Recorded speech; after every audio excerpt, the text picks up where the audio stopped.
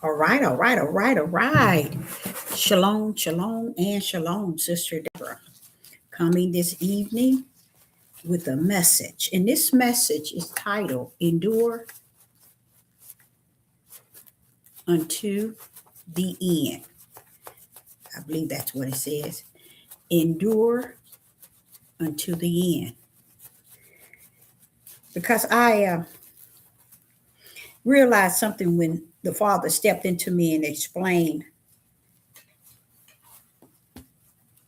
that things has to be written in His will, not so much as what we think is saying, what we feel is saying, what we reading it to say, but what is in His will.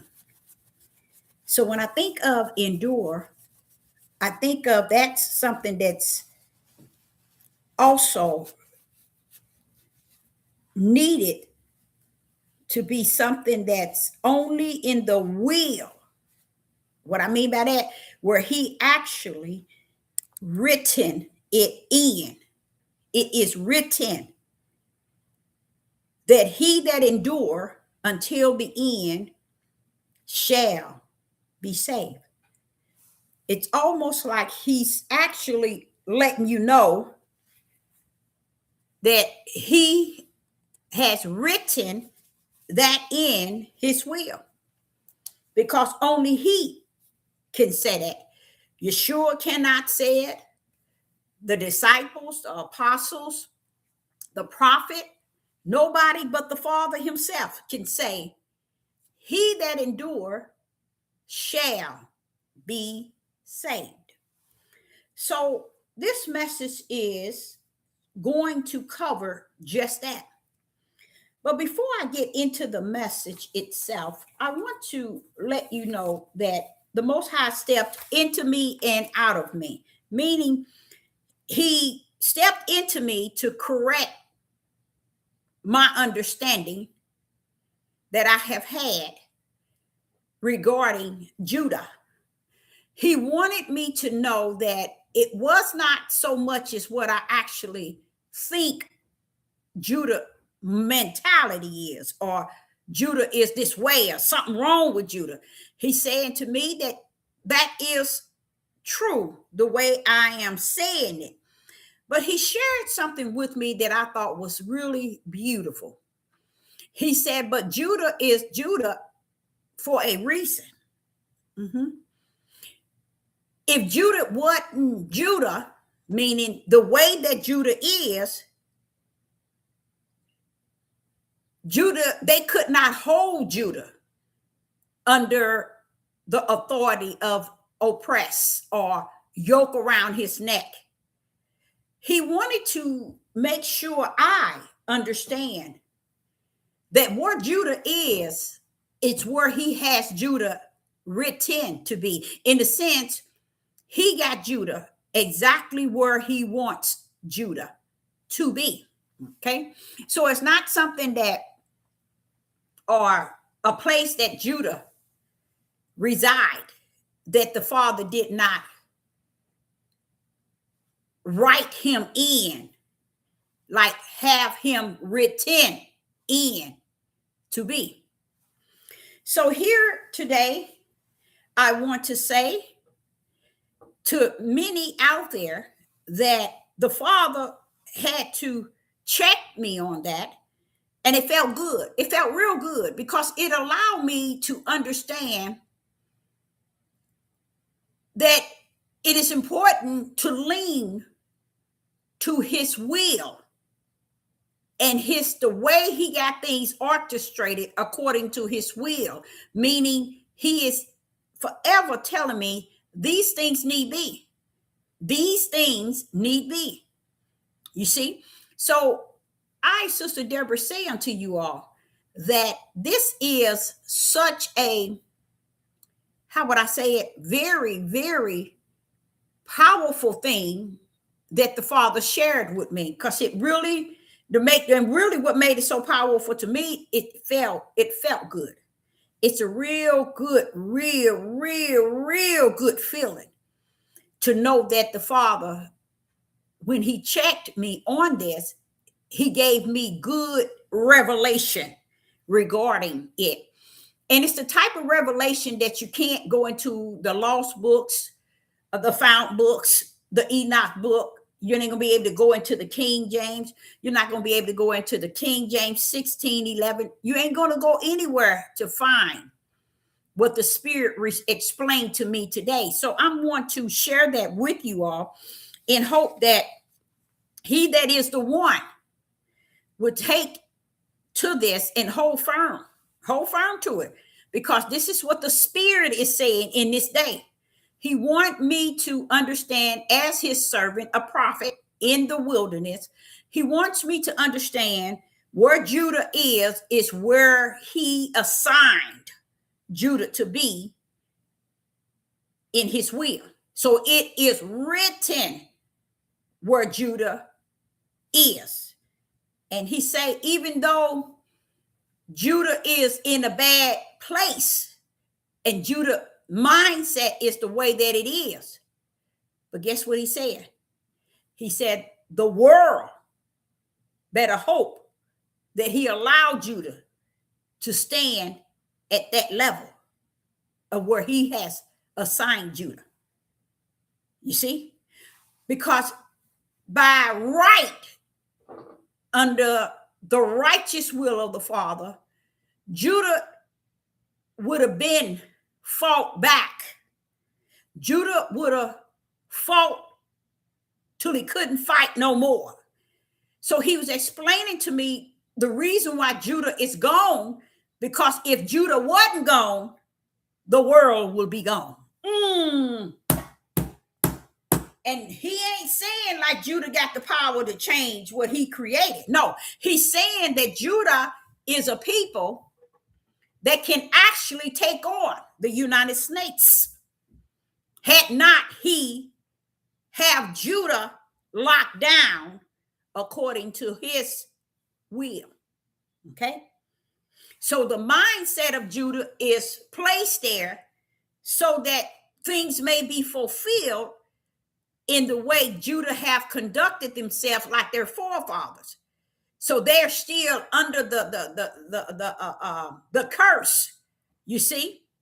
But if he had to come in and uplift the curse off of Judah, he's saying that Judah can tear America up.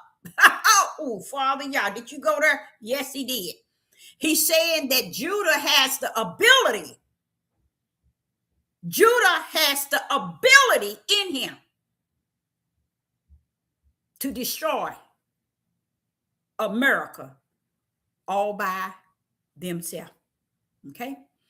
So when the Father is telling me this, it's trying to make sure I understand that Judah is written in his will to have a yoke and to be in captivity. And the yoke and the captivity for 400 years also put Judah in a gone mindset. But if he would uplift the curse from Judah, Judah would destroy the United States all by himself. Woo!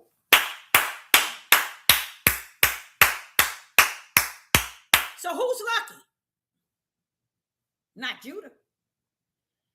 Judah had to be down. Because if Judah was up, hear me out, if Judah was up, America would not exist. And no one else on the four corners as far as countries. Why? This is what he gave me. He said, Deborah, if I take that yoke off of Judah's neck, no shackles off his ankles, and no shackles on his wrist, Judah could tear the United States upside down. He said, Deborah, you don't know what type of spirit is in Judah, do you? He said, come on, let's go. So he took me to Genesis. This is why I tell y'all, I don't mess with nobody. I mess only with the Most High, y'all. So the Most High took me to Genesis because he's checking me now. I love it, every bit of it. Y'all is checking me. He's checking me because he said, you know, you talk about Judah a lot, and everything you're saying is 100 because everything you teaching is what I taught you. What you're speaking is what you got out of the wilderness when I taught you. But let me kind of stand on everything you done said about Judah. Not that it ain't right now. You said what you said, but let me kind of give you a little something. So when he did that, that's what Sister Deborah called the Father checking me. The Most High checked me today, and it felt so good. Not a person in this world can give you what I'm about to give you. And the Father told me, now you come go with me. So the Father took me to Genesis chapter 49 because he wants to show me that Judah is cuckooed and off the rocker, because if he wasn't, he'll destroy America with his bare hand.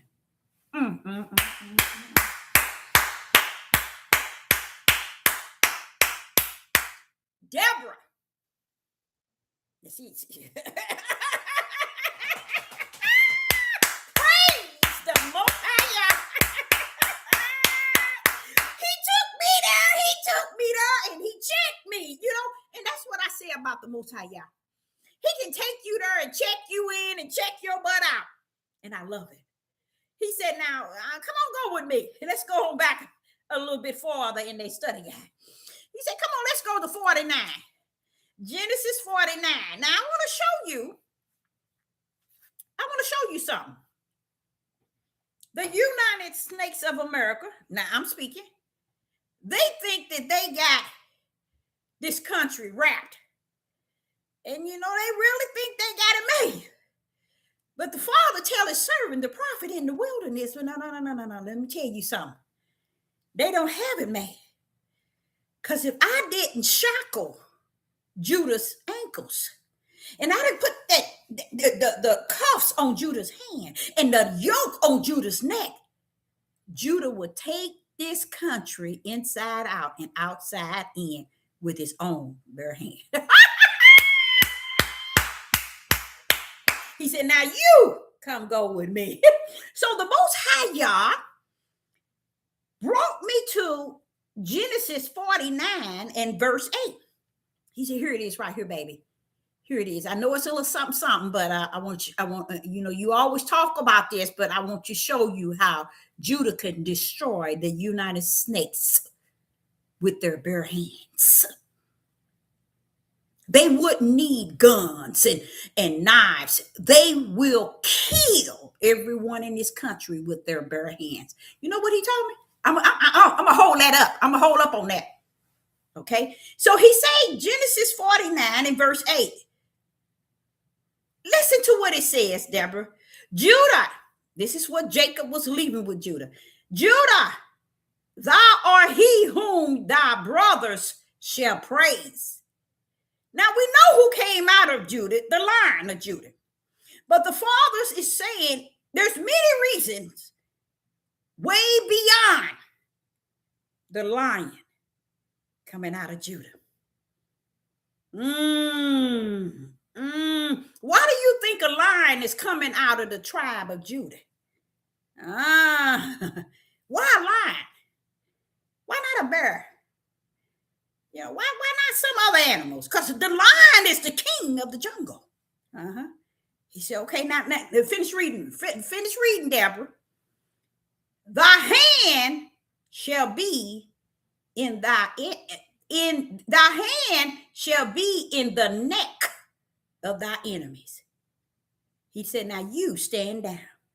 Now, child, this is Yah checking me. He said, now you stand down. And I'm listening. He said, now you need to read that over again. Thy hand shall be Is shall slanted, Deborah? Yeah, it's slanted. Okay, now you got thy hands, Judah, shall be. The word slanting is letting me know the power in the spiritual that's speaking regarding shall be. Okay, in the neck of thy enemies. Didn't he say? Now, who said that, Deborah? I said, Jacob. Was not Jacob sealing each tribe according to who they were? Wasn't he telling them what would be befall them in their days? Yeah. Do you hear what Jacob told Judah? He told Judah, thy hand shall be in the neck of thy enemies. Well, Deborah, you told those people yesterday that Judah ain't busting a move. You told them that Judah act as if they don't have no balls. Deborah, you told those people that Judah don't stand up for nothing. Judah don't fight back. Judah don't do this. Judah don't do that. But Deborah, what did Jacob say, Deborah? What did your brother say about Judah? Is Judah matching what you say about Judah? Is what Jacob saying about Judah, is it matching what you saying? No, Father, it's not matching. Okay? Now, what you're saying ain't that it's wrong, Deborah. What you're saying is 100. But I had to back you up and land you down right. Because I want you to understand. Jacob told the whole world, Judah is a people will have his hand in the enemy's neck. Round about now, Deborah, if I take those shackles off of Judah, I take that yoke from around Judah's neck, I uncuff Judah, Judah will tear the United States inside out and outside in with their bare hands. That's what Jacob is saying. Judah will take out his enemy. Listen to what it says. It says, verse 8, Genesis 49, verse 8, thy hand shall be in the neck of thy enemy. That's Judah. The father said, you know why his hand ain't in the neck, Deborah? Because I got him bound. I got shackles on his feet, Deborah. I got a yoke around his neck. But if I took that off of Judah, if you don't think Judah got balls, all right, pull up, Father, pull up. You don't think Judah know how to bust a move? He said, let me tell you something, Deborah. If it wasn't for my will writing Judah in at this moment with shackles around his ankles, his hands is cuffed, a yoke is around his neck. Do you know what that means? If I take that off of Judah right here today, Judah would destroy this whole country with his bare hands. And then you know what he told me? He said, you need to come on here with me now. Now, I know what you're saying is true, but understand, Judah got shackles on his ankles. That's why he can't move. He got cuffs on his wrist. He got a yoke around his neck. I put that there, Deborah. But don't think Judah can't bust no move. Don't think Judah can't fight back. Don't think Judah can't destroy up a country like this country here, because he can. If I take all of that off of Judah, Judah will tear this country upside down and down up. And then guess what he pulled up on me? Oh, he came deep. The Most High want to pull up on this sister. Come on with it, Father. He pulled up on me and said, do you understand how many battles that David fought? You know who David is? He said, if I were to take the shackles off of Judah, and I were to take the cuffs off the Judah and the yoke from around Judah's neck, guess what? David's spirit will pull up. That's in Judah. Woo! David came from out of the bloodline of the tribe of Judah. He's saying that David spirit would pull up the fight with Judah. And then he turned around and told me, check. He had to check me. He said, Solomon will pull up. Bozak will pull up. Prophet Isaiah, Malachi, and Caleb. He said, the most of all is King David. That's why this country wouldn't win. King David's spirit alone will pull up. This country wouldn't even stand a chance. So I want you to understand something. Everything you're saying about Judah not busting a move, not fighting and unifying and coming together, this country better be glad that they're not, because I got them written right here in this day. They have a yoke around their neck, shackles around their ankles, and they're cuffed. They can't fight. But if I were to take it off of them, this country wouldn't stand a chance. But the sad thing about it, the country knows it. That's what they're afraid of. Judah have no idea that this country is afraid of them for that very reason in which the Most High revealed to his servant. Praise the Most High. So when y'all think that they just doing something because they think the power in their hand, they know Judah is shackled. Ooh. They know there's a yoke around Judah's neck. Because if it wasn't, Jacob would speak right where he at. Jacob said in Genesis 49 and verse 8, Judah, thy hands shall be, that means 100%, shall be in the neck of thy enemies. Why is it Judah's hands not in the neck of the United Snakes? Father said, because I got him shackled. I have the yoke around his neck. But if I were to release him, the United Snakes wouldn't stand a chance. So understand why Judah can't bust a move. Why Judah can't fight back. Because that same thing that Jacob told him that was in him was that fight of King David. That's all David did was fight battles. And it was not one he didn't win. So the father had to check this sister here. And I like how he did it. You behold exactly how Judah is. But let me tell you why. Because if I didn't have him written in my will to have that shackle and that yoke around his neck, this country would have been gone. Praise the mighty Yah. And he began to tell me these were very powerful men. They came out of the tribe of Judah. So don't think Judah is a wimp. It's what he said. Don't think Judah couldn't bust a move, because Jacob told him before he passed away, your hand's going to be in the neck of your enemies. And then the father said, well, why ain't his hands in the neck of the United Snakes, Deborah? Because I got him shackled.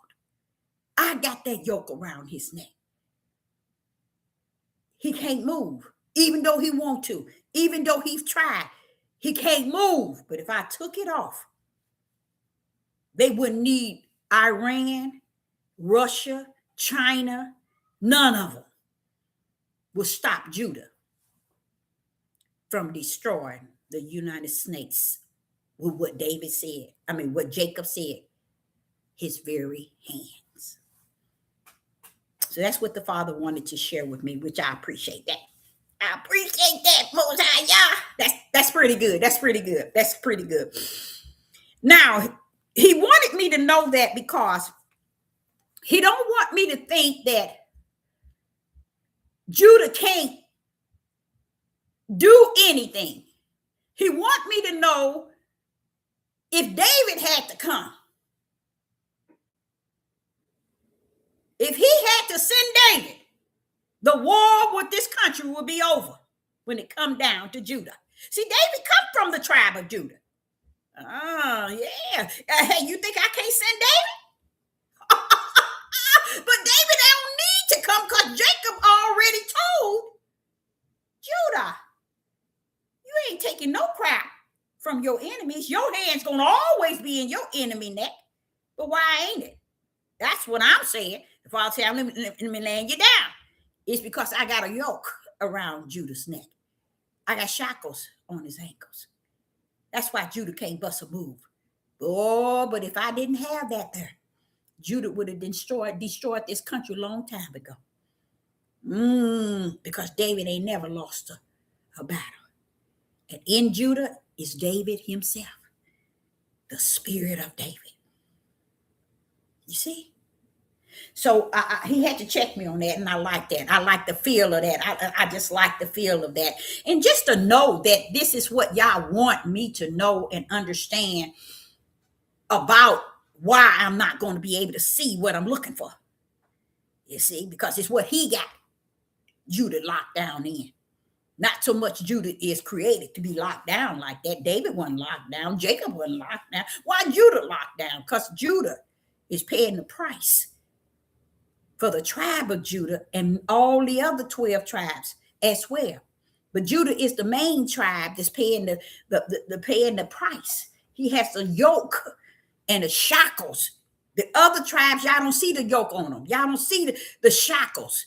But he was talking about with Judah, to bring him to this land, because he's supposed to be the one his brother and them look up to because of the Messiah coming out of him.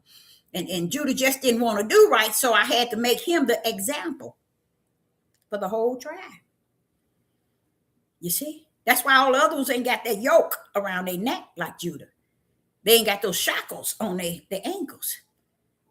You see? And that's why when you go into Genesis chapter 49, you see him also stoop down, crouch down like an old lion. Who can arouse him? Nobody. Until the Lion of Judah pull up. Till the Lion of Judah pull up. No one is going to be able to take the shackles off, nor the yoke from around Judah's neck. Okay? So this topic is about endure. The Father put in my spirit this morning. This was the other lesson that I had about endure until the end. People.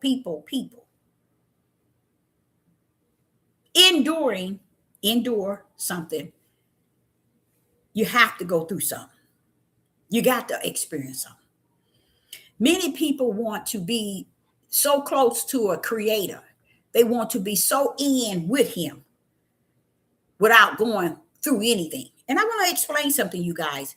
Y'all is not caught up from the floor with the things that you go through everyday living. A lot of people would think, in my everyday living, I'm looking for a job and I'm trying to keep a certain amount in my bank account, and I'm trying to keep gas in my car. Those are not the endure. This endure is spiritual, A lot of you all don't understand that. I noticed that the route of truth rests in spirit. And once you can understand the route of all things rest in spirit, then you'll understand where we at today, and that what you see today and what's going on today, it ain't gonna move. It ain't gonna move out of your way. It ain't gonna disappear. Because these are the things that is written according to the will. So these things have to go forth. Now, when he's speaking of endure, he's actually telling his spiritual seeds, you're going to have to endure something. And I think that's really nice, because it's like he's trying to keep them informed that I didn't say this thing was going to be easy. And Yeshua can pull up and tell you that. But there's going to be things you're going to have to endure. And did y'all, many of you all don't understand what he means when he said endure. That endure is the ideal of knowing right. Sitting amongst the things that's unright. The ideal of being just, but sitting amongst unjust. You see, the ideal of being good, but sitting amongst evil. You see, the ideal of even being right, but sitting amongst wrong. So what happens? You have to endure what endure is set in you to do. It's appointed to be in you, because it's a spiritual endure. It's letting you know you're going to walk this thing. You're going to be okay. I got to put this in the spirit, because once I put this in the spirit, those who endure it, hey, it's because this endure is in your spirit. You're going to be saved, y'all. You're going to be saved. You're going to be okay. You're going to be okay. Why would he say that? It's because I've said to you all over and over and over, he is allowing his to see the light. He allowing you to speak spirit and truth and see the light. Meaning, all of this darkness in this world, he's giving you the ability to see it for what it is. Many will shake it, erase it from even their own thought, because they don't want to accept it. But he's saying just endure it. Know that it's there. Endure it until the end, and thou shalt be saved. Let's go to the first verse, the first chapter. The first one we're going to is Hebrew chapter 12. The book of Hebrew. In the book of Hebrew chapter 12,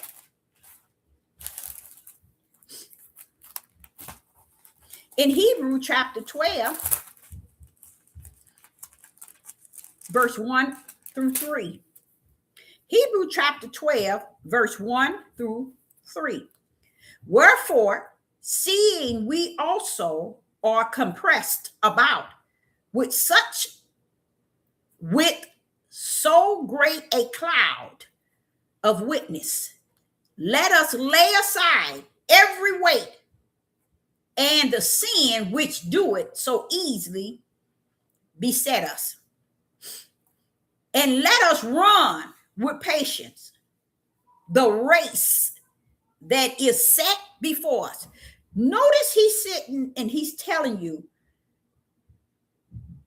that right here, something is set before you. It says here, let us lay aside every weight and sin which doeth so easily beset us. It's right there. No, he said it's beset us. It's right there by us. But listen to what he says.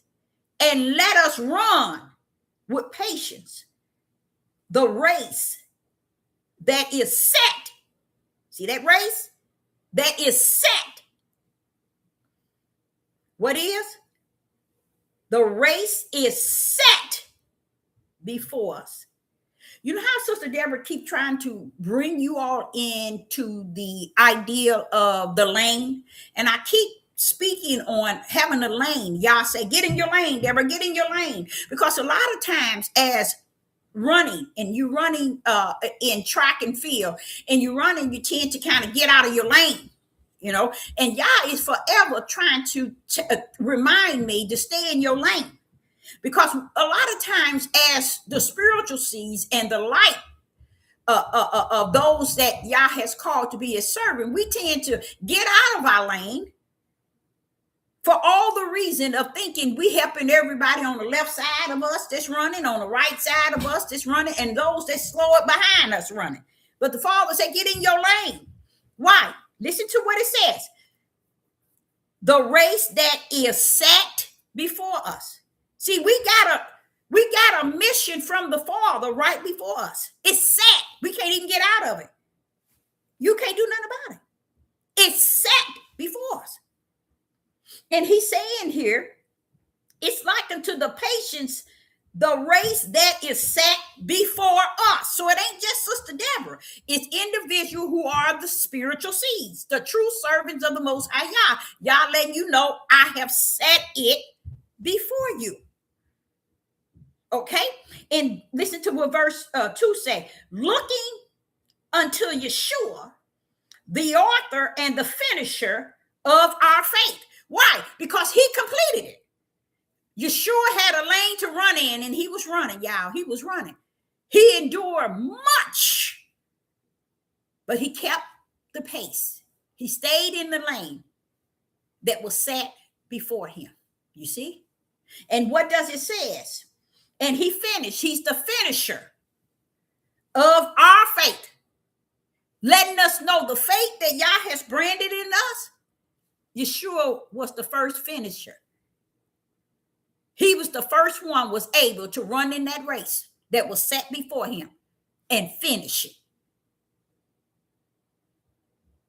That's the same faith Yah letting you know that he put in you, is to be able to run that same race that Yeshua ran and finish. So when you hear him saying, he that endure unto the end, keep in mind what he said in Hebrew chapter 12 and verse 1. He said, the race that is set before us. See, we thinking that this is all about us, meaning the flesh of us. We have no idea the spiritual mission that Yah has set us in. Just like I was telling y'all about Judah, and I know it went over many of you all heads, how he was saying how Judah is the only reason why Judah ain't busting a move, why Judah is all the way gone, and Judah don't make no sense. He said, because Judah got a yoke around his neck, he got shackles around his ankles. He said, had not Judah had the shackles, had not Judah had the handcuff, had not Judah had the yoke, Judah would have tore United States upside down with full victory. Why? Because the spirit of David would have supported Judah as well. And Judah wouldn't be walking in a realm that's not set for him. Oh, he would be walking in a realm that was set. How do you know? Because Jacob told him, your hand's going to be in the neck of the enemy. That means, you mess with me, I'm killing you. That's what it means. Your hand's going to be in the neck of the enemy. That means Judah would kill anybody that gets in his way. That's what Jacob told him. And the father said, well, we're going to back that up. I got a yoke around Judah. I got shackles on his ankles. I got it around his wrist. So this here is why Judah can't tear up the United States from the floor. But don't estimate, Deborah, that this country's fear, that they know he's capable of doing just that. So he wants me to know that the United States knows if Judah didn't have this shackle around his ankles, he wasn't handcuffed, and he didn't have that yoke, this country would have been gone. And a lot of y'all don't even understand, he says, that's what they fear. That's where their hate is at. But what's greater than they hate is the fear of knowing this is a people that can tear this country upside down. They know it. So they have to keep you where they think they got you, not knowing that you don't have him. Yah has him, because Yah got him written with a yoke around his neck and shackles on his feet, not this country. You see? So he wanted to, even with this here, he says that the race that is set before us, the situation Jacob is in, is set before him. It ain't that Jacob can't fulfill it ain't that Judah can't fulfill what Jacob said he could do. Jacob said, this is who my son is. This is my son, Jacob. His hands is going to be in the enemy of his. That means he going to always fight back. Jacob can't fight. So he's showing you that he even set Jacob to not have the ability to do what he can do. Even Judah has the ability to destroy this whole country with his bare hands. Because that's what Jacob left for him before he died.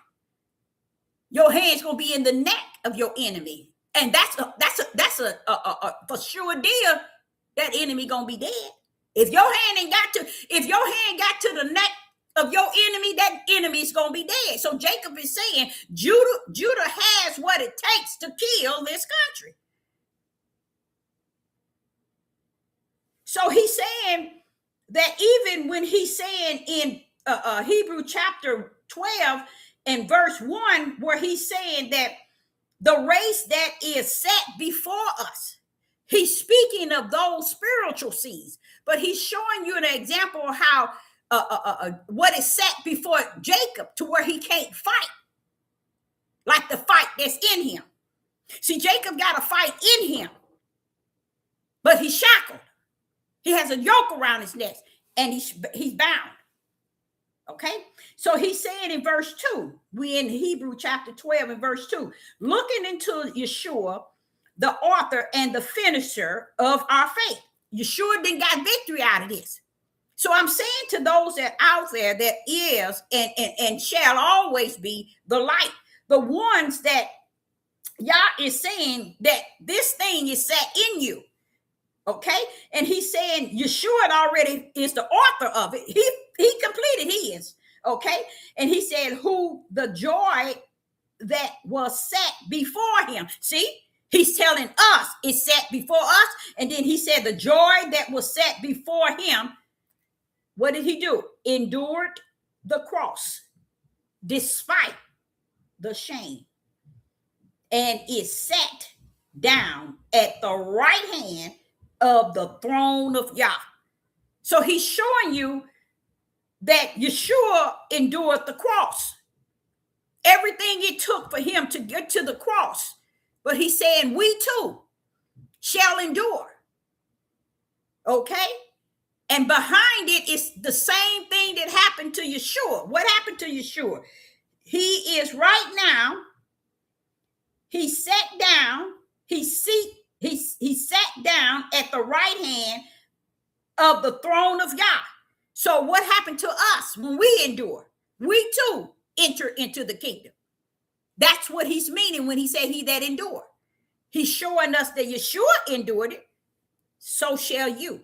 Because I said it before Yeshua. And in verse 1 says, I have set it before you. That's what endure means. Okay, even long suffering. The number one thing that Yeshua endured and long suffer was what? Being 100% righteous amongst 100% unrighteous. And he said, not a word. Why? He had a mission that was set in him. And he's saying that we too are going to have the word of Yah in spirit and truth and the light.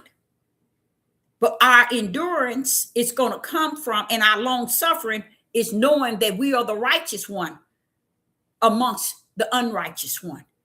It's like, watch this, y'all, watch this. It's like we are in the night, but we are the day. Oh, Deborah, yes. We are in the night, but we are the day. That's a long suffering. Just imagine you decided to open up a place where you can minister to, and you got 500 members, and you sitting and you started off 500 members, you end up with 1,000, and now you got 1,500, and you're the one that's speaking spirit and truth in the light. Then all of a sudden, as time go on within the year, you was holding 15,000. And now you drop down to 200. The Father say, wait a minute, hold up, just endure it. Just endure it. Because this is what endure and long suffering is. It ain't that you wrong. You just stand there in what is right. I'm speaking to somebody. Somebody that's out here even battle with this among where you at and what you're going through in life. Don't feel that it's you. You are enduring and long suffering, being that right one in the midst of that unrighteous one. That's why you have to endure. Because Yah said he set you. He set it before us. Same thing he said with Yeshua. He said it before Yeshua. Why? That we that have the ability to make a difference in this world, guess what? We're going to have to endure it and long suffer. That the world is never going to get it. That's some sort of long suffering. That's some sort of endurance. To know that you're going to have to long suffer and sit amongst all of this until it's over. Because, and I'm going to tell you something else he told me, which I knew this, but I want to make sure I cover this with you all. The Father said, he that endures shall be saved. The endurance is the time he has you written in and the time he has you written out. The endurance don't mean you're going to live and you're going to go over to Mount Zion and you're going to end up in the kingdom. No, that's not it. He said, endure, long suffer. Did not Yeshua die? Did not he die? That body died. He's not talking about the body enduring. He's talking about the spirit holding up to all the wickedness in the body of everybody on the earth that's doing wicked, wrong, unjust, evil. So he knows exactly what he said and what he's doing. And he capped endurance and long suffering to be in your spirit, because do you know that's where your real hurt is at? Your flesh sins and do all kind of things that's not right. It's not too bent out of shape because people are doing the things that they're doing. But your spirit is what bothers you, because your spirit knows the light. It knows what's right. And it is long suffering and enduring, holding you up in the flesh, but feeling this thing in the spirit. Okay. And in verse 3, it says, for consider him that endured such a contradiction of sinners against him. That's Yeshua. Lest ye be weary and faint in your minds. In your minds. So understand, the endurance was for Yeshua like it is for you. And all he's saying is I put that endurance in that long suffering so you can hold firm. See, that shows you how important it is to have the Holy Spirit in you, because it upholds all that. So then when I went to Matthew's chapter 10, in Matthew's chapter 10, it talks about endurance. Okay, but listen to what it says here. Matthew's chapter 10 and verse 22. So understand this here endurance is something Yah set within you. Okay, same thing with Yeshua. It was set. You were set in us. It was set in us. Okay, so Matthew chapter 10 and verse 22, and it reads, and ye shall be hated of all men for my name's sake, but he that endureth to the end shall be saved. Now, I wonder, do y'all see that? Do y'all see that? He says here in Matthew chapter 10 and verse 22, and ye shall be hated of all men for my name's sake. My name's not name sake. But he that endure to the end shall be saved. You see how that whole ideal about enduring and being saved is all spiritual, because it's all for his name's sake. You see? You see how he set that before us? He is helping us go through what we're going through on this earth.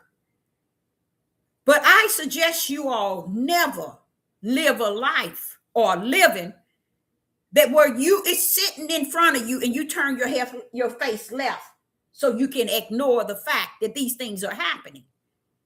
See, those that are of Yah and is about the spiritual seed and the light as the servants of Most High, they don't turn to the left as if they don't see what's going on the right. This is a part of enduring. It's being able to look at what is before you and not try to turn to the left to keep from seeing it. Oh, they saying all this on the TV. They saying all this on all these platforms. They saying a lot of it is trash. Don't get me wrong. But it's not, things are not all the time set up for you to turn to the left and ignore it. Because the whole idea, you defeating the purpose of him setting it up for you, endurance and long suffering within you. Because if you're going to turn to the left, what's the sense of you having endurance and long suffering being set in you? What would be the purpose if you turn away from the reality of what's going on? And the reason why I say that is because, y'all, it's like this here. Let's say, for instance, me. Let's just use me. Let's say, for instance, if Yah has put endurance and long suffering in me, he has set it in me. Okay. Now, when the prophecies come to pass and it's before me, I'm turning left to ignore it, to escape from it. Why? Because your flesh don't want to be owning the truth of what's happening. That's what people are doing today. That's what people are doing today. And it's okay, because he says only the ones that he has set it in. He set it up in us. See, it was never ours. So we are able to see things for what it is. When Yah give us that spirit, it's allowing us to see things for what it is. Some can speak on it, some can't. But it's like owning the fact that, oh, these are the prophecies that were spoken. These were the prophecy that was spoken of. That's why people are not talking or teaching in a form of preaching and instilling in people the prophecies, because they looking at it as, hey, I'm gonna turn to the left. I don't want to know that's going on. Oh, this happened. I want to know. Wait a minute, hold up. How can you turn to the left when you got endurance and long suffering in you to see the prophecies for what it is? Somebody walk up into you and say, did you, and many of you ought to like that. They say, did you know that there has been in the last 6 months, 100 earthquakes? Oh no, I don't watch TV. I'm tired of all that negative. That's negative vibes. Oh, I can't take all that bad energy. I can't. You see the sickness? It's not set in you. See, this is what he's wanting us to understand about endurance. He ain't talking to everybody. He's talking about to those individuals that he has placed. Endurance is spiritual. Long suffering, it's spiritual. And then he told us Yeshua had the same thing in him. It was set up in him. Why not Christ?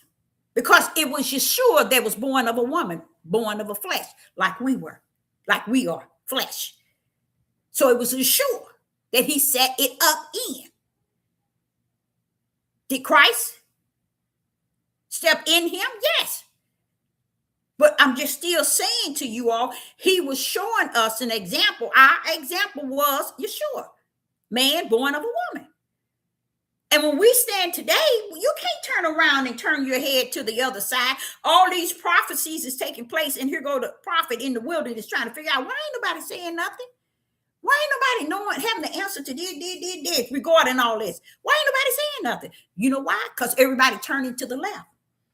But then the Father is informing me they turning to the left because endurance is not in them. Long suffering, it's not set in them, Deborah. So I want to just check out on that. It is set for certain ones. And let me tell you why it's spiritual again. Here in Matthew chapter 10 and verse 21, it says, for what? For my name's sake.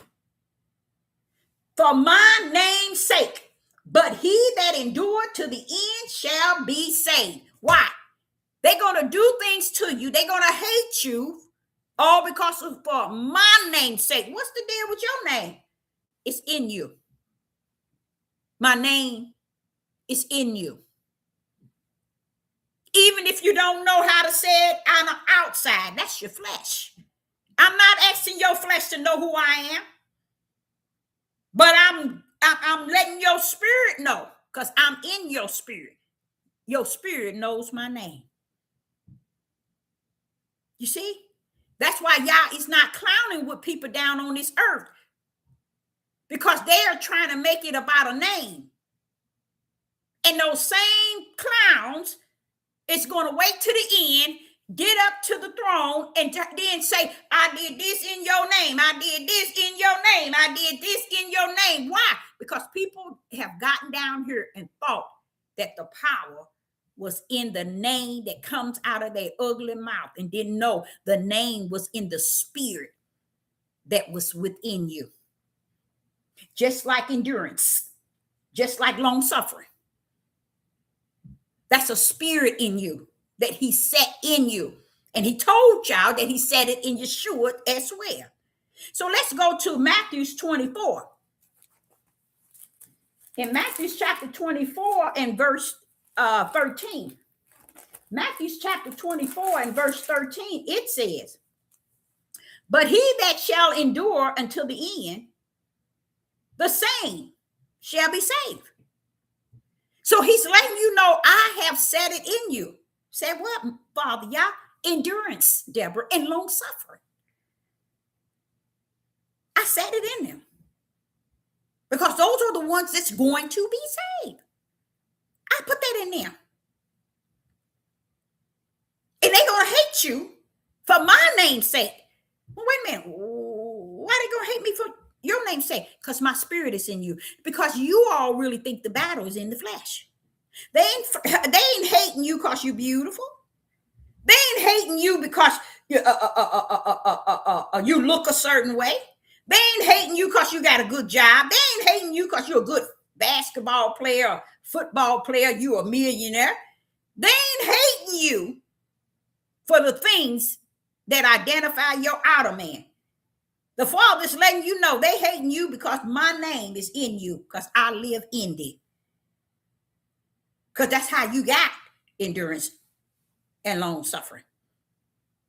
You're already locked to be saved already. That's what he's saying. You're already saved. That's pretty much what he's saying. Let's go here to Matthew 24 and verse 13. But he that shall endure until the end shall be saved. Now, during all this time, this is during the time where Yeshua is getting ready to pull up. Yeshua HaMashiach. This is during the time that Yeshua had told his disciples what the end is going to be like. Because as you go into chapter 26, you are 25, going into 26, I think it is. Tribulation is ending, and here come the Messiah, Yeshua HaMashiach, on the four corners.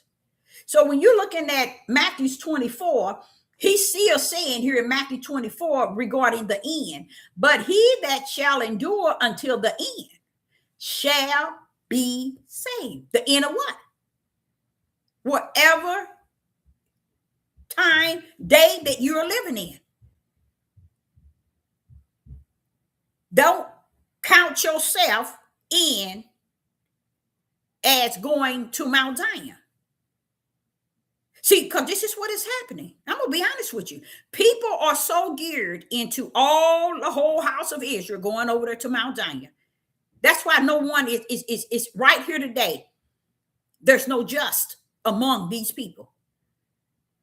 They're taking each other out as every other nation is taking theirs out.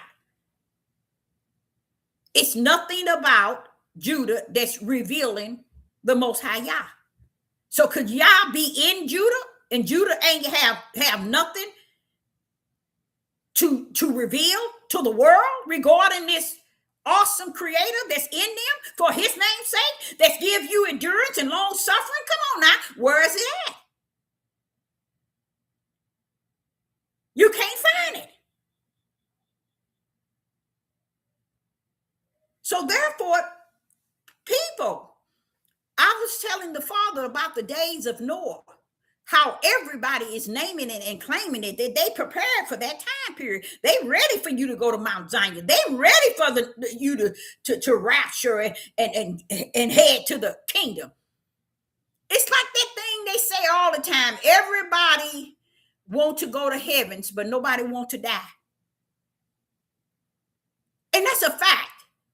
Everybody wants to go a place outside of where they at and where they been that's supposed to be holy, beautiful, eternal, but no one wants to step in the narrow gate to find it. Everybody wants to hang in the broad gate and think when it's time, I'll just slide over here to the narrow gate. No, the narrow gate is not the way for anybody that's been in the broad gate. The broad gate is set up near the hell that has been enlarging, because the gate of broad is just that broad to where hell had to be enlarging.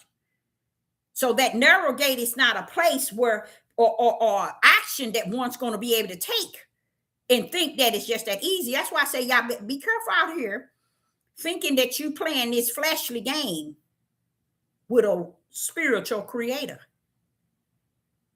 because the game gonna be on you. See, either you're in or you're out. You're up or you're down. Y'all ain't taking you all around. You taking yourself. He knows already he got hands implanted with things that assure that they make it back to his bosom.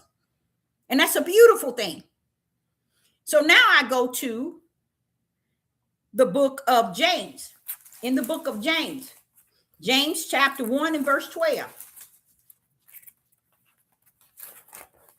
So this is why I say if we are not in I got a question to ask. I got a really powerful question to ask. And the question, it would be, what would one think if you had an opportunity to have a platform? What would you think you would be teaching? What would you have to offer to a platform that you started of your own? What would you be saying? And how would you be saying it? Oh, that's a good one, Deborah. I know it is. That's too hard for them to answer. Okay, in James chapter 1 and verse 12.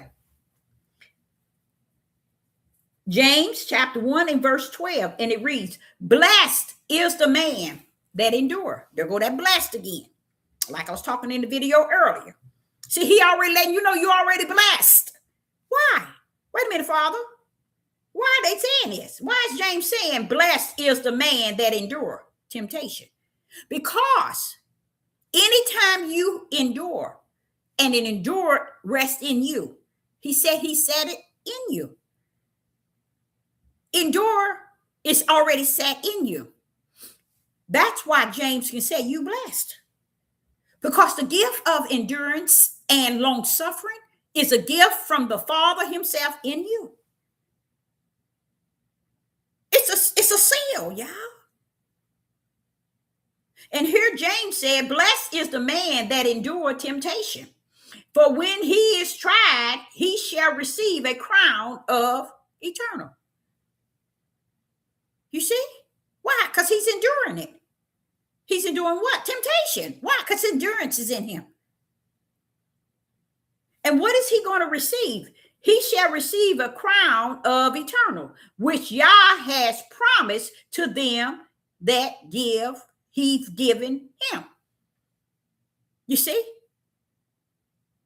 Yah promised this. So who gonna say he ain't gonna keep? Say he ain't gonna say what he mean and mean what he say. He's about what he say. So I like to tell many of you all out there who represent that which Yah has set in you to endure and long suffer. Even these that are set, guess what?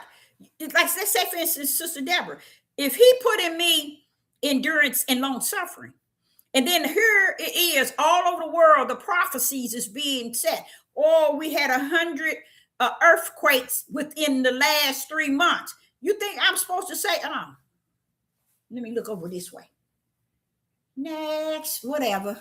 And this is what people are doing. This is, to me, identify who people are. Because people turning their head too much toward the left. And it's okay. It's okay, because that's what you've written. It's written in. It's already written in who you are. You're one that's not going to take heed to the prophecies so that you can tell somebody to prepare. Or you know what else you can tell them? To repent. You can tell them to repent, for the kingdom of heaven is at hand. But when you are afraid of all the prophecies that's coming to pass, and every time everything is actually taking place, everything is happening for a reason. Y'all, everything. But if we ignore that these things are happening and don't talk about them, talking about them ease every pain. That's just like if you're going through something, just having somebody to talk to and share what you're going through with, that ease the pain, y'all. Did y'all know that's how Yah created it to be amongst those who are the light? Having a outlet. But some people, they feel they have more than you, and they're holier than you, or not only that they're holier than you, people get this thing about, I got more than you, so I'm better than you, so I don't have to stand in the same line with you. You see? Because I got my T's crossed, my I's dot. I know I'm in there. You see? Now, this is the same one that when times start to reveal, or things start to reveal the prophecies, they turn in their head to the left because they don't want to see the prophecies that was prophesied on the right. Because people feel that it's better to turn away from it than to turn to it. I had this one man told me today, it is so good to know. I said to him, I don't even know if it's any more, if it's worth anything telling the truth, because people will turn from it. And he said, ain't nothing better than knowing the truth or knowing what is before you than to not know it all. And that makes a lot of sense. But people in where we are at today, because it was categorized as a time period that's going to kind of match pretty much to the T, the days of Noah and the day of Sodom and Gomorrah, this is what one has to stand on. That it's matching even those things that were said. Those things that were said. So would we escape that? No. And that's another thing. These things in which he said is right before us, but we don't take it as it was said, that it's going to be like the days of Noah. It's going to be like the days of Sodom and Gomorrah. We don't see it like that. Why? Because every time somebody's trying to teach and preach and trying to give you spirit and truth and life, you turn your head to the left because it's better for you in your flesh to keep your head turned to the left than to turn your head to the right and said, this is what he spoke about. Who? The Father. This is what he given us to warn us. Even though he put endurance and long suffering in us, this is what he still give us. So we'll be okay. We can endure this thing. And that patience, that's another thing. That's patience is another thing he put in with endurance and long suffering and patience. That ain't us. That's him. Those are his works in you. Those are the most highest works in you, because he know you need it to come out of this or to get where he's taking you. He know you need it, but he never created it for you to turn your head to the left and ignore all the things that he told us that's coming upon us. Because let me explain something to y'all. I learned, now listen to this. I have learned in the last couple of weeks that the Son of Man is coming at the end of the tribulation. I'm sitting here saying to the Father, you mean to tell me Joel, Amos, and all those prophets back then were speaking of Revelation? He said, yeah. I said, Father, but it's so confusing. It is so confusing when you hear these prophets telling you about the terrible day of Yah. And I said, but wait a minute, hold up, Father. Joel and Amos is talking about the terrible day of Yah. That's the same thing they said gonna happen. It's gonna happen in Revelation chapter 9. What is it doing down there? What's going on? What is it doing down on the end? If the prophets have already warned us. The Father said, it shows you, Deborah. It was given to the people from one end, from the beginning to the end, from one end to the other. And they still today walk as if they heard nothing. I said, but Father, that kind of confused me, because I'm looking into Revelation, and I'm looking for all the things that's happening in Revelation. But when I'm over here listening to Joel and Amos and them, and I'm like, wait a minute, why are all these prophets saying the things that's in Revelation? Father, something going on. You see how messed up it is? It's so messed up to where if you don't get in the right place with Yah, you ain't gonna find the right place when it's time to get there. You know how you remember with the 10 virgins, when the trumpet was blown in that midnight hour, all of them did the same things. All 10 got up because all 10 heard the trumpet. All 10 went to trim their lamps. Why did the ones that had the oil tell the ones that didn't to go by? Why did those that had the oil that went in tell those that didn't to they weren't gonna give them any oil, that they should go buy it? You want me to tell y'all why? It's because the 5 version that had the oil, it ain't nothing they did to get it. To the point where they couldn't tell them anything but to go buy it. The type of oil the 5 had, you can't buy. They came down here with the oil, but they could not tell those who didn't have any oil. They best should have just set their mouth and go on in, because they had what it took, which was oil. But Yah is saying something to you all out there. Stop thinking that you entitled, that you got it. You got it made. You're going in. I know I'm going in. I got my ticket to glory. Because the same ones that went in didn't have the sense enough to know you're not going in because you were entitled. You're going in because when you came down here, you had the oil already in you.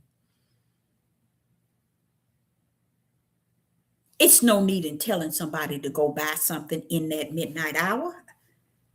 Why would I tell you? Why would Noah, the day of the Noah in the ark, why would he go tell them The day that it was starting to rain. What before that day it started to rain or closer to that time? Why didn't he go into the town and tell them tomorrow it's going to rain or y'all come on, now get your things and let's go in here? No, there's a cutoff period, y'all. Don't play with my father. He's nothing to be played with. Don't play with him. Because everybody thinking, oh, I got time. He on my time. I got plenty of time. I got days. I'm too young. I'm healthy. I got plenty of time. But no. Nothing is on your time. Nothing but your bowels. When you get ready to use it, that's the only thing to fall under your category for your time. But when it comes to life and death, coming in and going out, it ain't on your time. And them virgins that went in, for what reason did they tell them to go buy it? And I'm like saying, but wait a minute. See, I'm telling you, I ain't got no sense. I came here with no sense. I asked all the question. Why are they telling them to go buy something that they didn't go buy? So how are you telling them to go buy it like you can buy this? So it reminds me of people who just thinking that they got it and they just gonna go on in.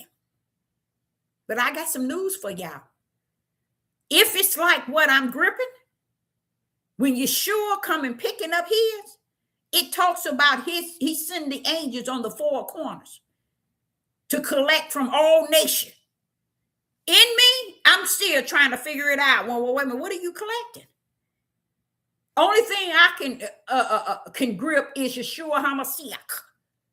They chose to say they represent Yeshua HaMashiach because once tribulation at the end of tribulation, the Son of Man is going to come and him and his angels, and they're going to take from the four corners all the nations. And then I sit there and I saw, well, one will be left and one will be taken. One will be left and one will be taken. And I'm like, wait a minute, hold up. What is this? 2 men in the bed, one taken and one left. Come on now, pull up, somebody. Stuff like that is just wait a minute, hold up, what's going on here? But guess what, y'all? Oh, I can't figure it out. I don't even think it's meant for me to even try. If the inner tribulation, the Son of Man come, and he's going to collect on the four corners from all nations. One going to be taken and one going to be left. I understand the one that's left more than I understand the one that's taken. I mean, for real. Do y'all study? I understand the one that's left. No, I understand the one that's left more so than the one that's taken. Because he only taking you there to separate the wheat from, not the wheat, the goats from the sheep. And it looked like the goat had many. So you're going to come to the earth, collect all nations. Who is it you taking?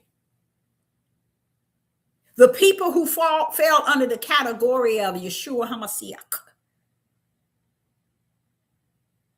So when I'm sitting trying to figure out, wait a minute, Father, Yah, is Yeshua HaMashiach taking the body of HaMashiach? Because in the body, it's confusing to me because I keep asking him, well, where's the body? Seems like the body should be somewhere you can find it.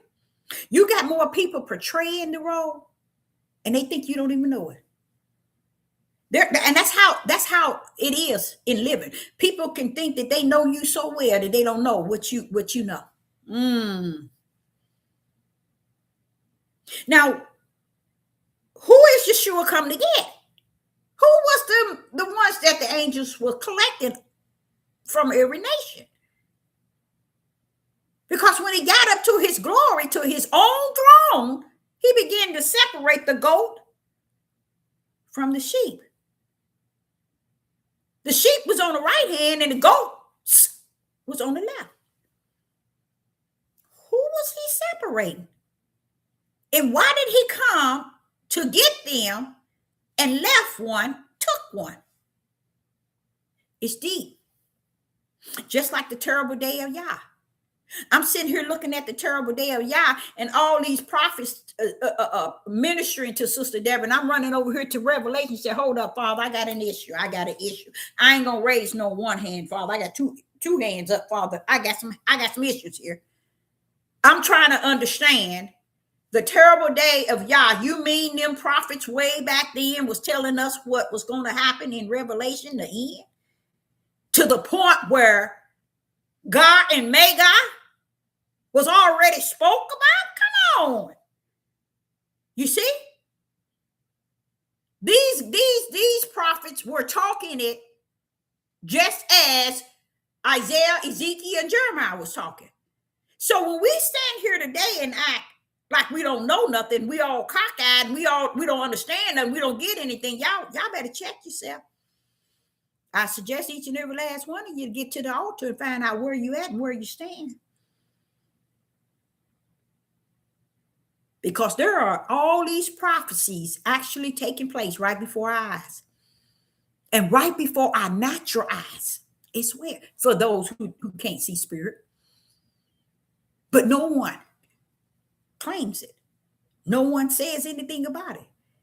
I remember I was so afraid of the volcanoes. I was afraid of the volcanoes because they talk about it in Revelation. When that time comes, it don't even give you, it don't call it a volcano, but you can hear what it's saying, that it's talking about a volcano. You have to put the pieces together in Revelation. And I'm like saying, wait a minute, this is going close to the end. Well, wait a minute, hold up. What's going on? So I believe that there are those that's coming out of Babylon. There are those who's coming out of Babylon. That's not going to be in Babylon. So I believe that the things that's actually happening here in the United States of America, I believe with all my heart that the way Yah has set it up from the floor up, he's going to let it be the worst of the worst. And then guess who's going to catch it? Guess who's going to catch it? The people. But they should catch it. The people should catch it because they sat in it. Their ancestors, even to the point of today, where they see Donald Trump destroying America. I've heard him. I've heard him actually. I sat down and listened to him talk about. Look like the only thing I can see he got in there is to destroy America from the inside. And I'm like sitting here saying, "Oh, Father, they get it, huh? Are they getting it?" And they getting it. They getting it, but they're not getting it enough to realize that the way the Creator has this orchestrated, it's coming in a way, if you ain't right with him, you ain't gonna see what's coming. You see? That's the way he got it. That's why he's on here telling us, he that endure, he that long suffer, he that has patience. Those are all spiritual brands. Those are what you call work of the Spirit. Those are the things he's saying that you have. Because he's sealing you. So you don't get caught up in all of this. And if he ain't sealing you, y'all, it don't matter who you listen to. It don't matter how you come to this platform or anybody else's. My best bet to people is this. Repent, for the kingdom of heaven is at hand. That's all I can say. And what do you mean by that? Who can tell me? Nobody. Repent, for the kingdom of heaven is at hand. You know what I'm talking about? I'm letting you know. You better turn from any way and any direction that you've been walking in, talking in, living in, preaching in. Turn away from it all. And plead with the Father to forgive you.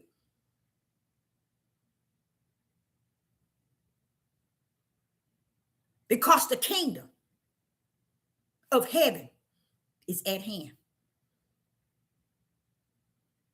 All of these things happening all over the world. And you got the majority of people turning to their head to the left like they don't hear it, see it, and don't know nothing about it. So when it comes, it takes over. They don't even know what hit them. People don't even see how the earth is cracking and opening it up, swallowing people. They don't even see it. They don't see the volcanoes destroying islands and destroying places. They don't see none of that. They don't even grip the fact that they having hundreds of volcanoes. I mean earthquakes. They don't see that. They don't know that famine and pestilence is heavy at a heavy level in the land. So my issue, yeah, I got an issue. My issue, yeah, I got an issue. Yeah, my issue, I got an issue. I go to the throne. Say, hold up now, hold up. Why must I see it and they see not? Because it's not written. It's not written in the will that they see anything. Because he knows you from your heart before the foundation of the world. He knows what he sent you down here to represent.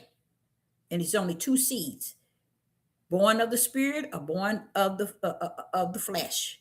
And that's the same as the serpent seed or the woman seed, which is not a female seed, but a spiritual seed. Only two. You either one or the other. But I suggest, and I said to the Father, I will continue to say, I did not say, repent, for the kingdom of heaven is at hand. The kingdom is his power, y'all. That's who is at hand with all these earthquakes, all these tsunamis, these here volcanoes. They not even, see, another thing about it, the media and the news is not even telling y'all that all these things is taking place. It's not their job and duty to tell you. You were supposed to be ready. That's what being ready.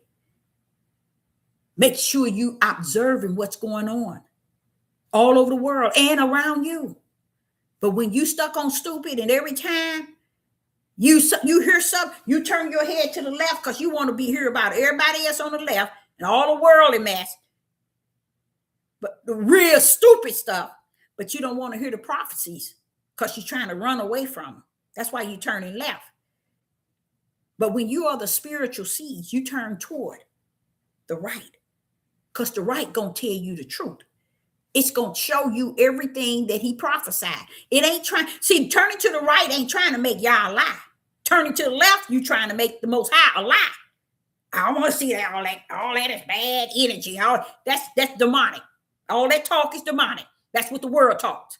That's what these young adults are talking about. Energy and vibes and I don't want to be around this and this. They're just sick. But the truth be told, the prophecies were there for those that's in the light to see. So their face has to always be turned, looking for what was prophesied that shall come. And they're going to be okay because he put something in them to endure, to long suffer, to have the patience, to accept the things they cannot change, but look for the things in Yah which Yah warned them about. Because I'm going to be honest. When I looked up in Amos and Joel, there's four of those different prophets. I said, wait a minute, y'all talking about Revelation. How did y'all get down here talking about Revelation? See, I didn't know that. They're talking about Revelation. See, I was thinking those things that was coming out the ground and those things that was like a man and going around and doing all these killing and taking lives and stinging. And see, I'm thinking that, okay, that's something y'all gonna let happen in Revelation. No, that's y'all. That's him. That's why he's calling it the terrible day of Yah.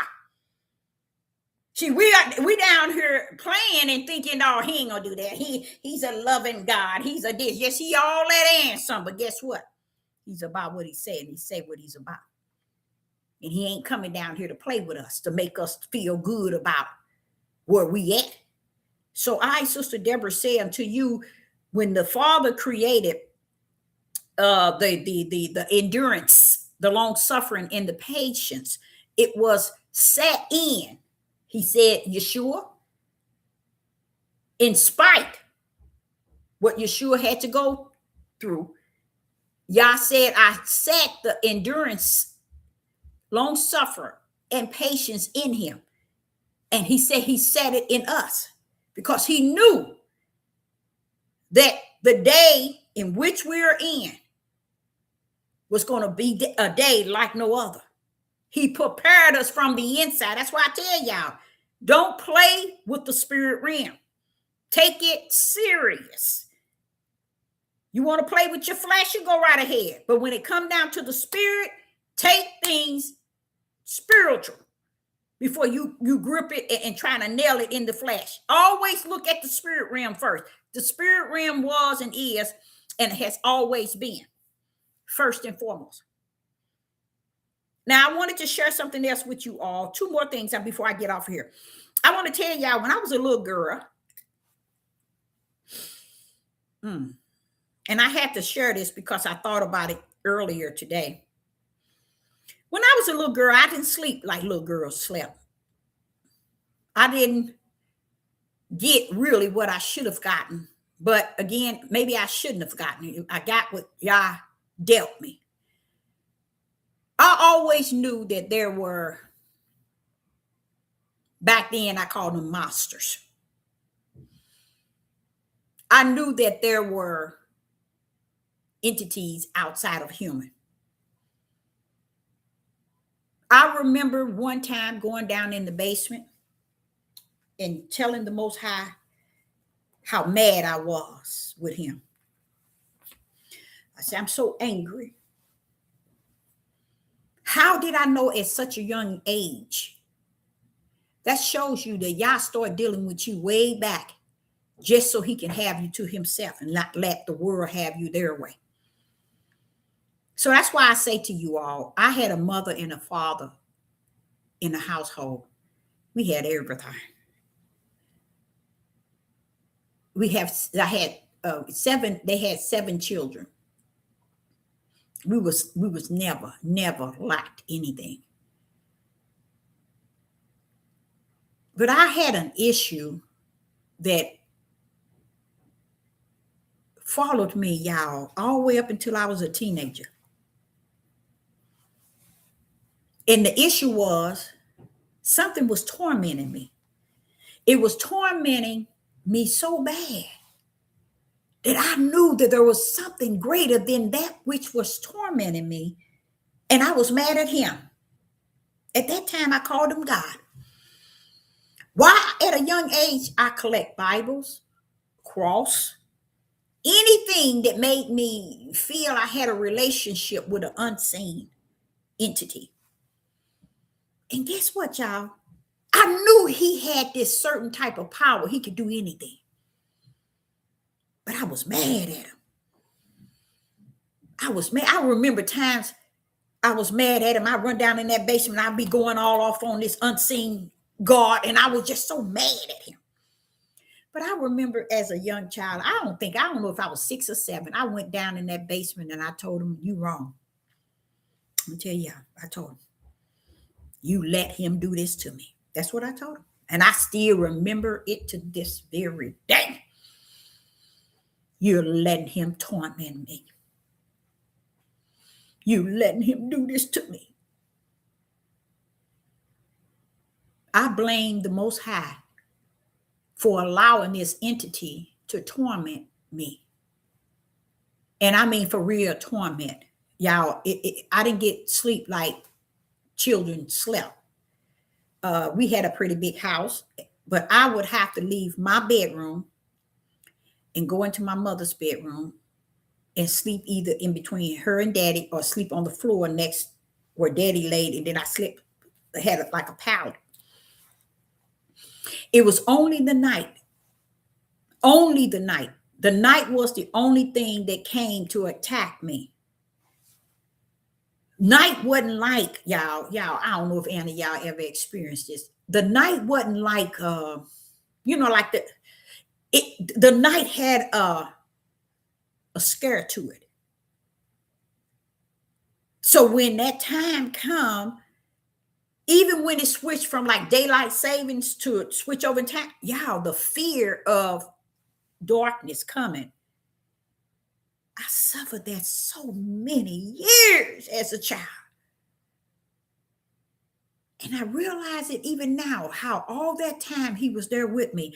But guess what? When I went down in that basement and went all off on the Most High God, you remember the other day I told you, if I were to call on him and fall to them knees and call on him, it's not so much as the natural knees, y'all. I mean, call on him. Guess what? I've known him to come off his throne. Woo! I have experienced that too many times. So during this time, I was a young girl. I believed in what I couldn't see, but I knew he had this power, y'all. And I would go down in the basement and I would say bad things always to him. I sure did, because I knew the night was coming and I had to suffer through the night until the morning pull up. And sometimes, y'all, as a young girl, I never went to bed. My mother went, she was a chef, and she went to work, and she said that I talked to a lady at the job. I told you couldn't have your radio on, but she told me to let you have it on anytime you want to. It'll help you. And it did. It did. As long as I had something talking or singing, it did. It really did. And only reason why mama let me do it, because she wouldn't let me do it, because I was trying to do that. She said, but the lady said, if that's what you need. My mother, if that's one thing, she could probably come on YouTube and tell you, she used to, she couldn't sleep. She used to talk about all these things that was going on in her head and that what she saw.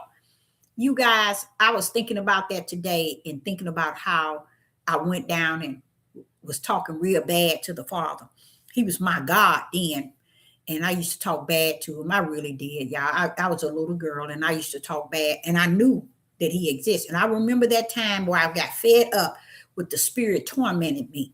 He was tormenting me so bad. And in the palm of my hands, it felt like sticks. Sticks.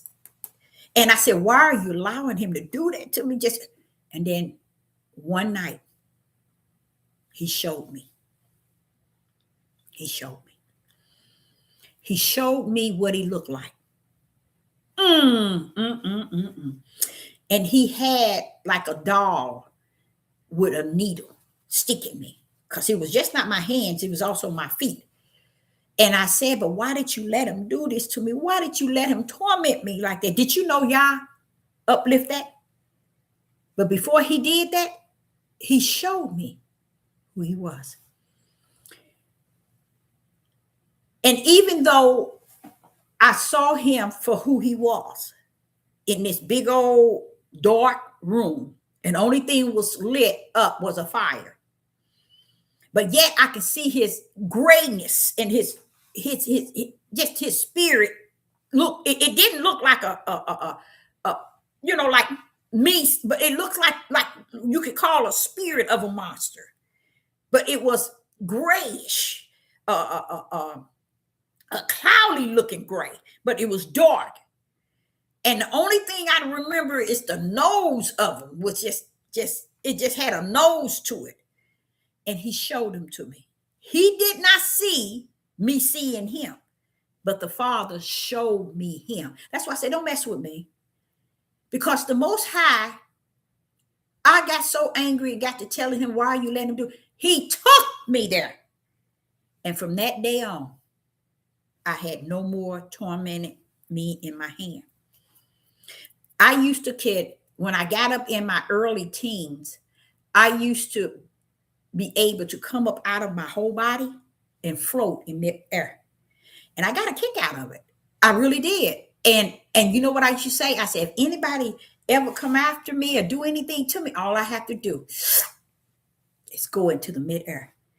And the last time I was able to do that is my son, Charles Jr., when he was born. So 23. So that was like 28 years ago was the last time I was able to float up out of my body, because I came up out of my body, went into the baby's bedroom, looked out the window and saw my sisters. It was Easter and they was out there hiding Easter eggs and just outside, just having a good time with all the kids. And I was looking, I said, see, they can't even see me, Father. And I'm in midair looking down at them. They couldn't even see me. I went out that window at that baby room. I went out that window and I was way up in the sky just looking down at them. Those gifts that the Father had given me. I think about them now, and I say now, if I get in any situation, I wouldn't even need to do that because I've tried the Most High in a way that can. You know what? When you know Him, based on Him letting you see Him, how y'all let you see Him is through His power. Okay, His power is Him. He is the power, just like the Word is Him. That's why the Word the Word is assisted, not assist, is connected to the power, and the power is in the Word. They work with each other. So I remember and I always thought, maybe one day it was meant for me to have to help someone. But what happened was I got to see that face again. My first little boyfriend in high school, he had a grandmother, and she really, really liked me. And her and I would talk on the phone. I think I was like 14. Me and her would talk on the phone, and she was telling me things because she liked it to talk to me because I used to always talk about God, and she did too. It was his grandmother. And she said, Deborah, she said, I was on the bus, and I got a chance to see the devil. And the first thing I thought, you did? What did he look like? And when she told me, I said, yes, ma'am, you sure did see him, because that's who he looked like. She saw him. She told me she saw him on the bus. And when she described what he looked like, I said, yep, that was him.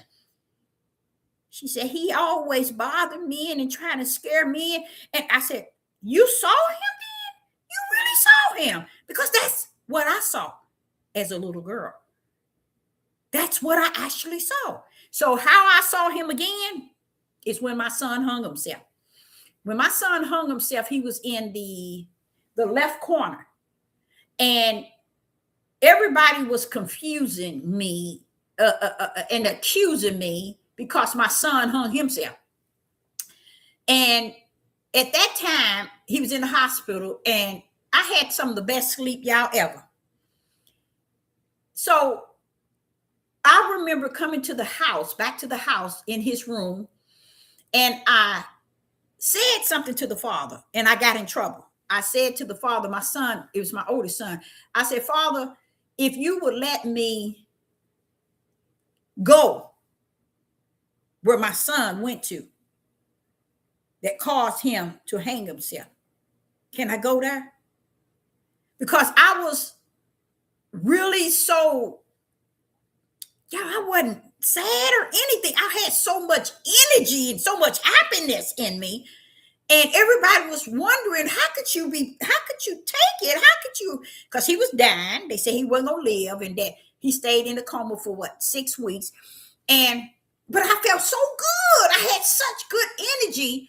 So this particular time, I was up there with him for about 3 weeks. And then one day I went home, and I went into his room, and I said, Father, take me there. I want to go where he went. And he said, first, I want to let you know one thing. He said, you've heard of the blueprint, of the footprint. Don't estimate that the way you feel is you. That's me carrying you. Don't you ever forget that. It's not because you're strong in any faith. It's not because you're strong in belief. It's because I am strong enough to carry you.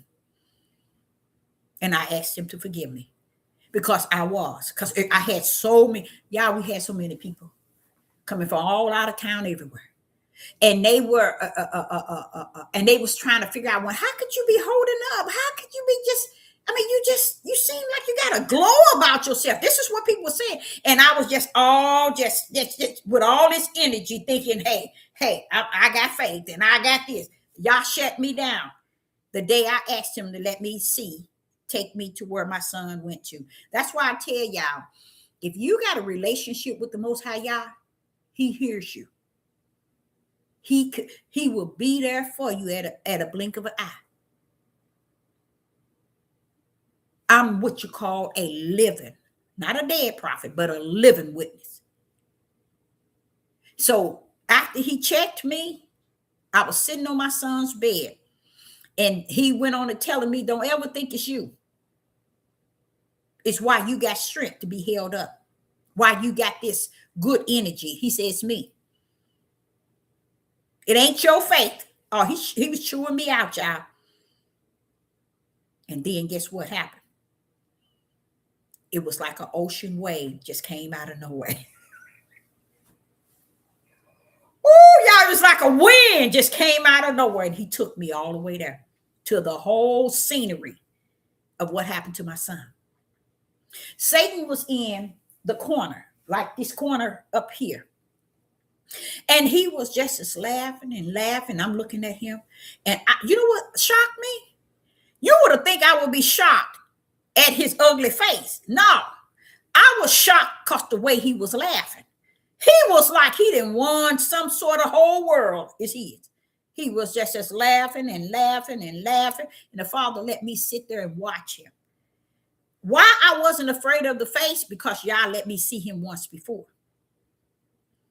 He had this big old face, and he was gray, but it's the ugliest looking gray. And he had this big nose, the same one that was in the, when I was a little girl. And he was just laughing, and I'm like, well, why is he laughing? Then all of a sudden, he got mad. He got mad. And he started to frown. And he disappeared. And I came out of it. I came out of it. Yah took me all the way there. And guess what he did? He put the testimony in me. The testimony was what Yeshua had warned us of, and we still today ignore it. The purpose of Yeshua going to the mountain in the flesh, because we too, in this living, shall and will go to the mountain. And he was trying to teach us that we too will go to the mountain and be tempted by the same Satan, devil, that he was tempted by.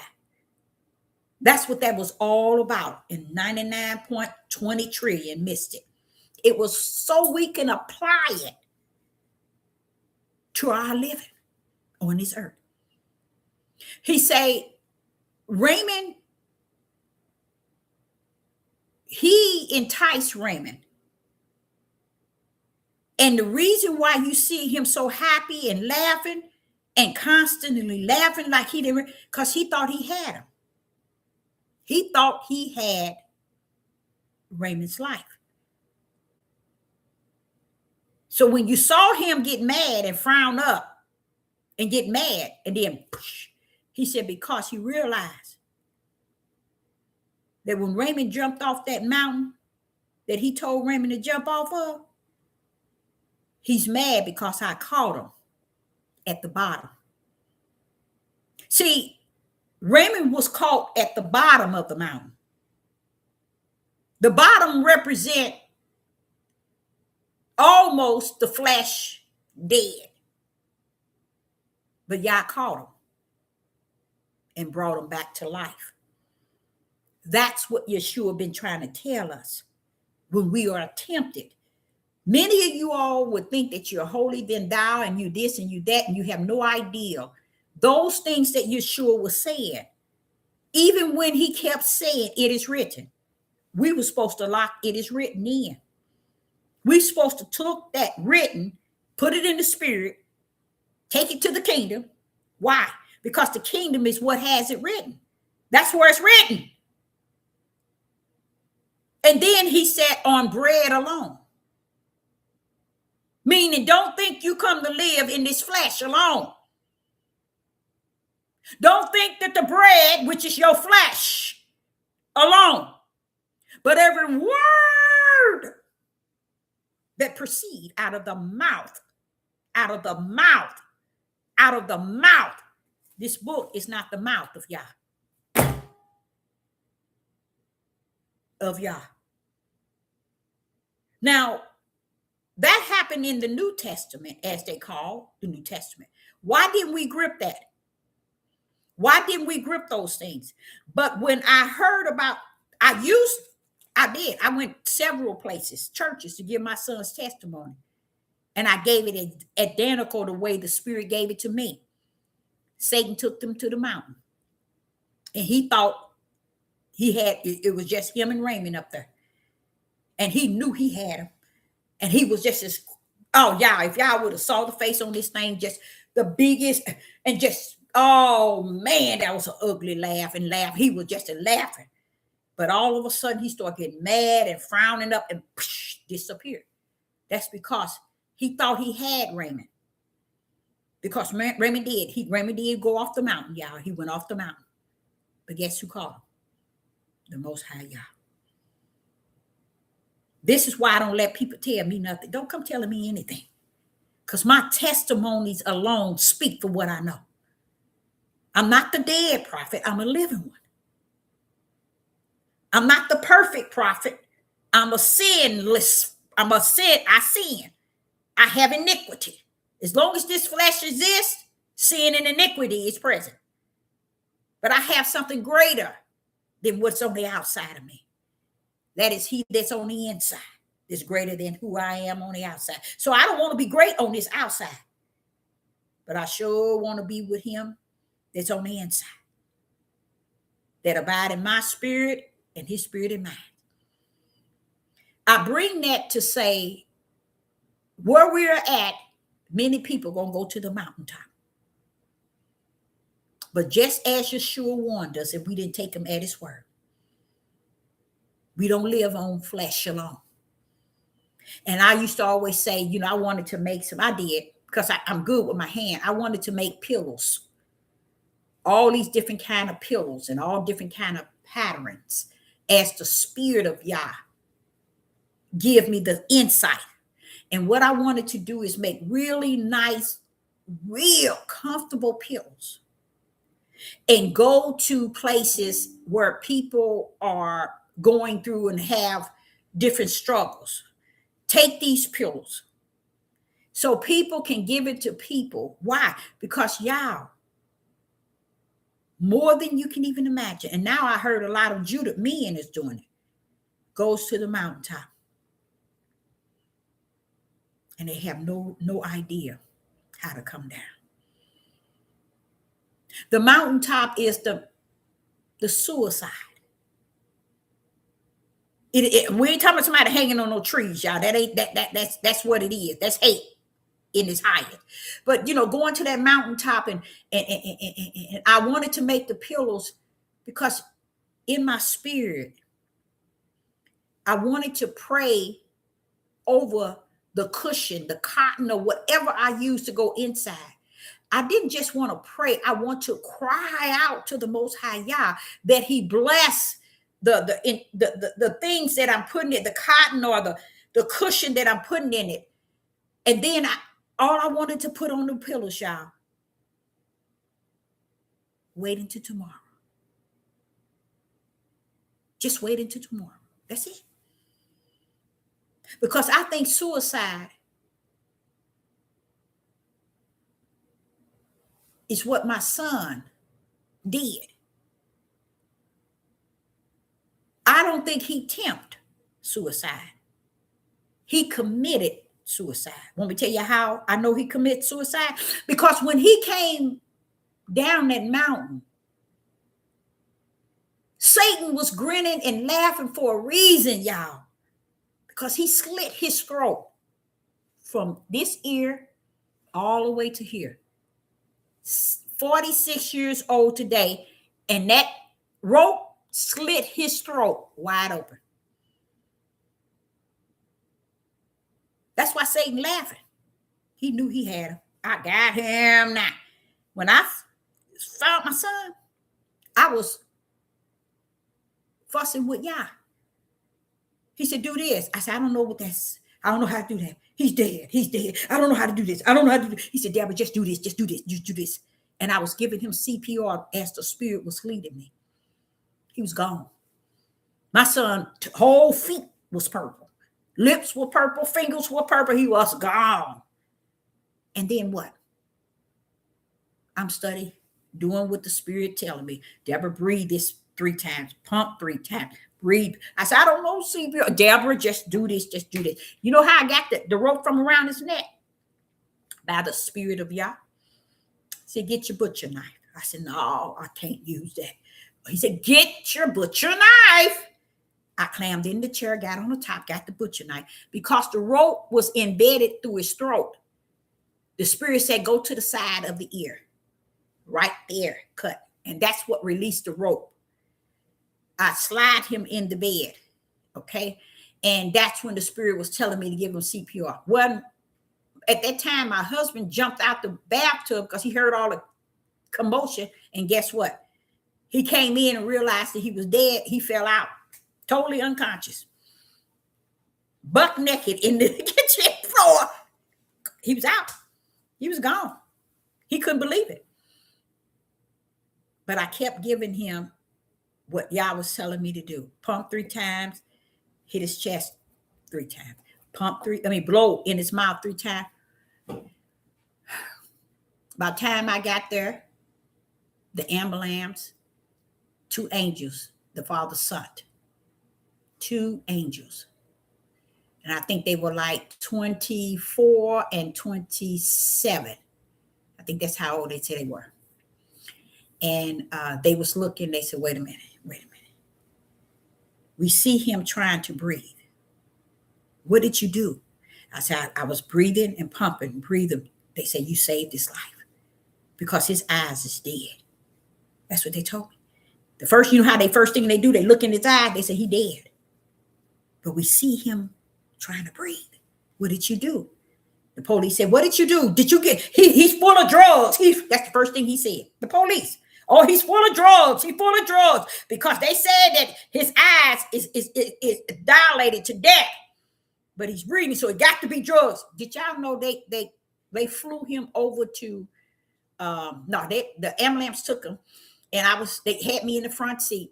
And they were so sweet to me. They were so sweet to me. And guess what? Both the 26-year-old, he was 26, 25, 26, and the 27-year-old, they would look like they 16. And they say, don't you drop no tears. And the other one said, no, ma'am, I'm sitting out back here working on him, trying to keep him breathing. He said, no, you ain't got no business crying. And that other one said, don't be crying. The one that was driving, he gonna be okay. He said, we were so glad that we came to get your son. I said, why? Because both of us was in this same situation. We both attempted suicide.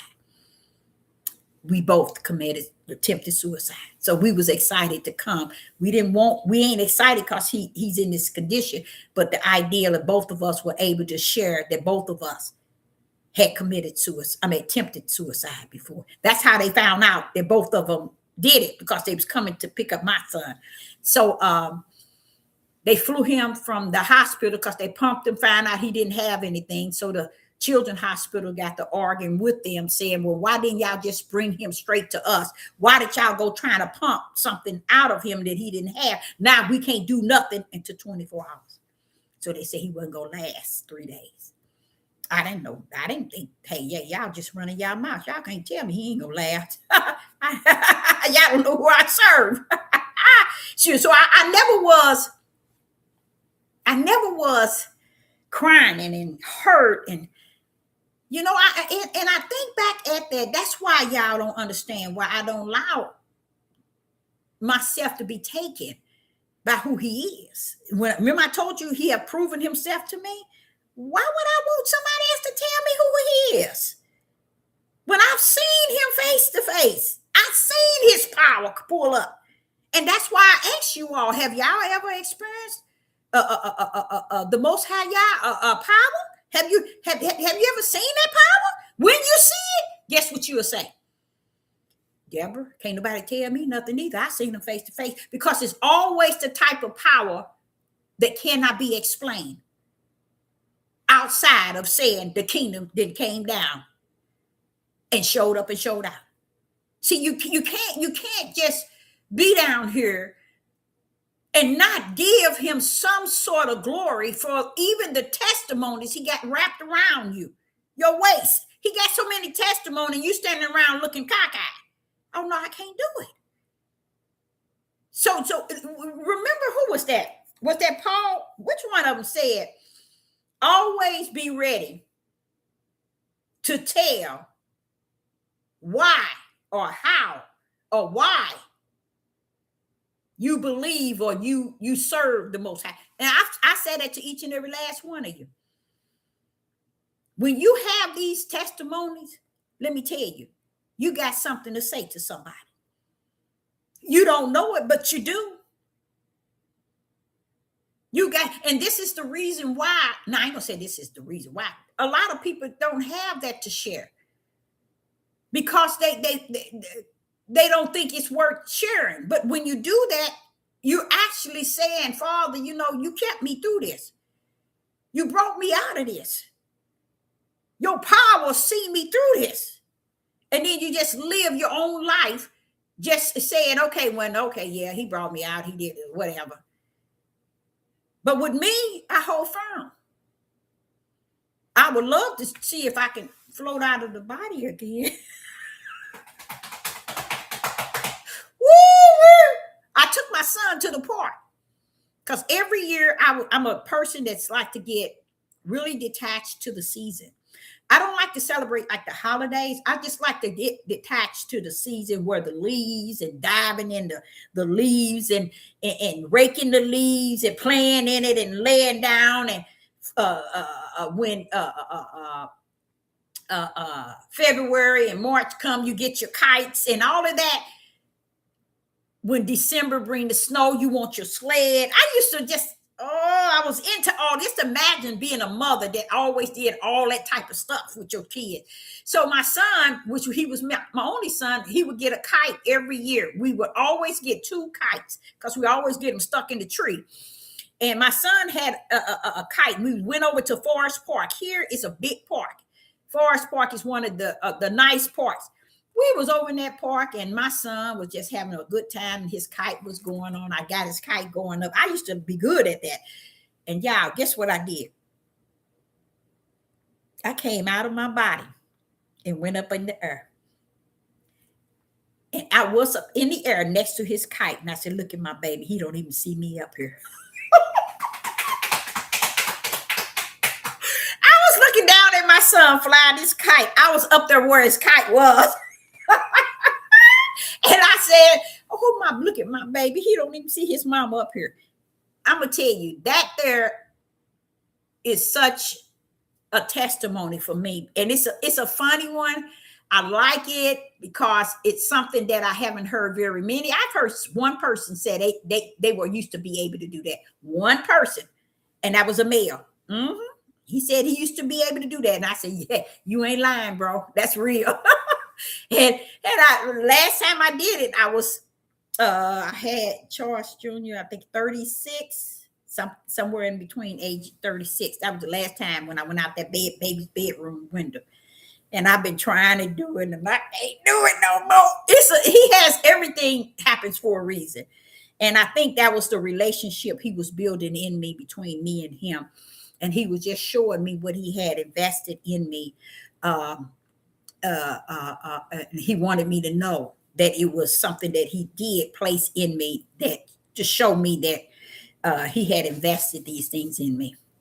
So I, Sister Deborah, appreciate each and every last one of you all tuning in, and I appreciate it. And I say unto you, learn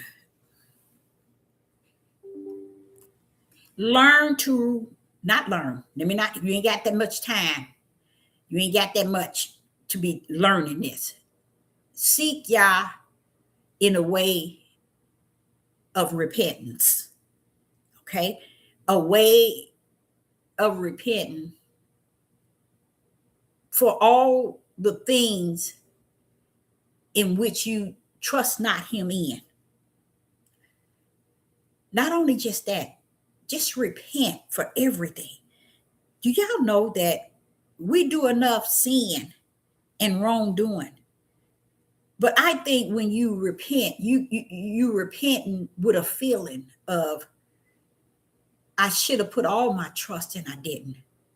I should have seeked you on this. I should have asked you about this.